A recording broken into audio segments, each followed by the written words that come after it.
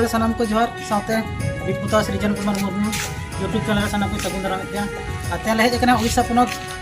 भोज दिसम और अतु दो हुयुग कना मारांग गोबरा ब्लॉक तक तिरिंग और नोडे गया बीत को सजा सपड़ा का और जो भी कुछ चैनल सब्सक्राइब पे नोडे मोबाइल नंबर कॉल करना जहाँ को बीत कुत्ता चो इच्छा पुना तबना इनका मोबाइल नंबर में कॉन्टेक्ट दाड़े और नोका नोडे सजाव का और जो अलिया बीत कुत्ता को कुछ इनका नोडे बीत कुत्ता नेलाबन ये पूजा मुझे